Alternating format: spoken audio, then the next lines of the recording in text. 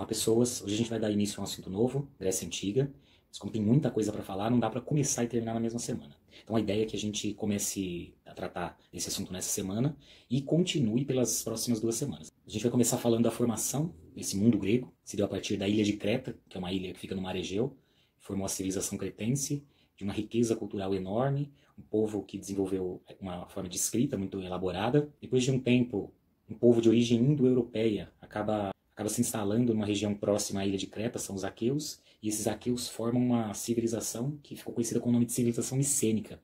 E essa civilização é imensamente influenciada pela cultura e conhecimentos dos cretenses. Acaba se desenvolvendo e ocupando regiões maiores. Até que em determinado momento eles invadem e ocupam a ilha de Creta, dando origem, portanto, à civilização cretomicênica. A gente vai discutir também depois que outros povos de origem indo-europeia acabaram ocupando regiões daquilo que viria a ser conhecido como mundo grego.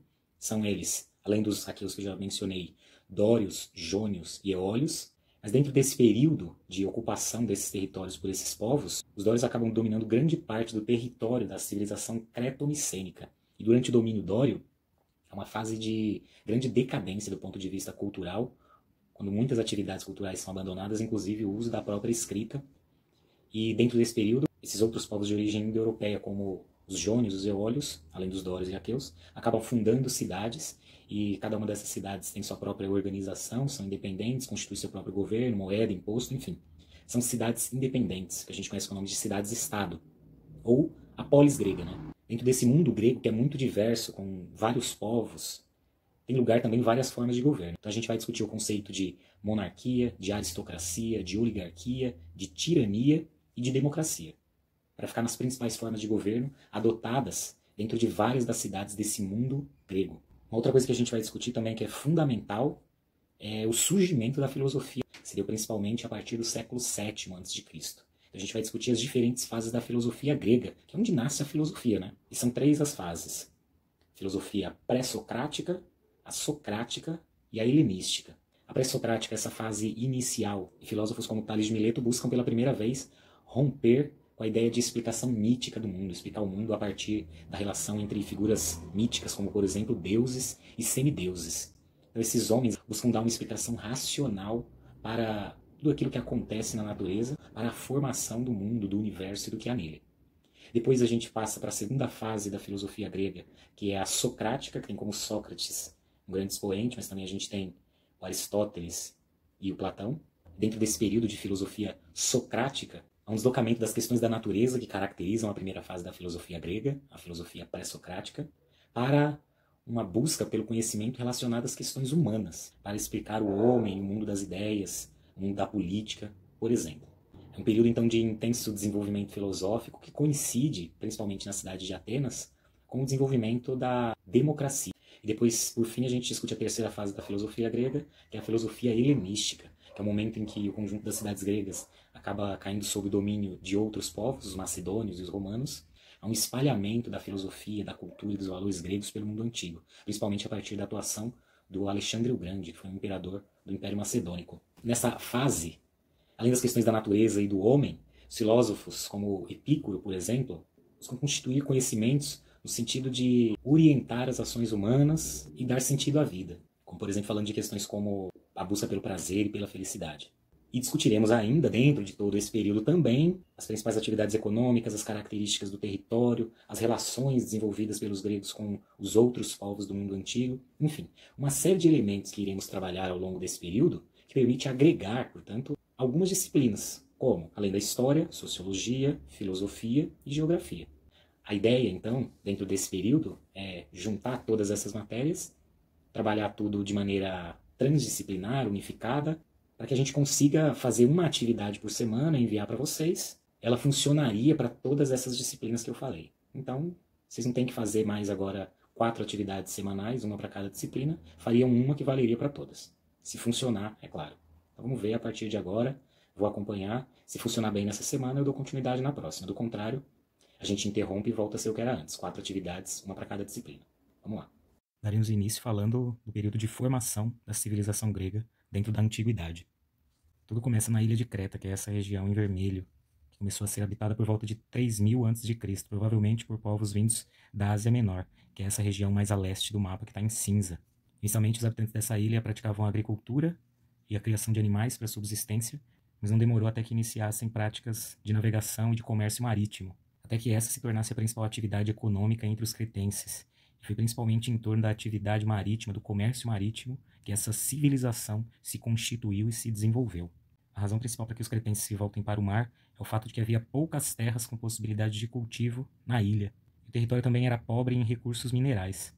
Então isso é um estímulo a mais para que os cretenses se voltem para o comércio marítimo e a partir daí tornem essa a principal atividade econômica de seu povo.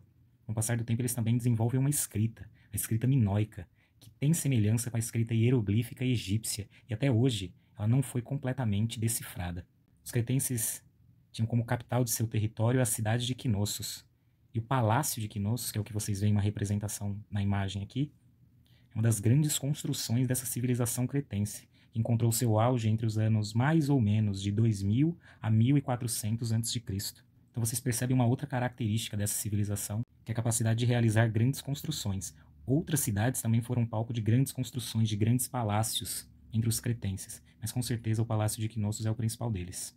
No mesmo período em que a civilização cretense se desenvolvia, alguns povos de origem indo-europeia migram e se fixam nessas regiões coloridas que vocês veem no mapa. E essa região formaria no futuro a Grécia Antiga. Um desses povos são os aqueus, que fundam a cidade de Micenas.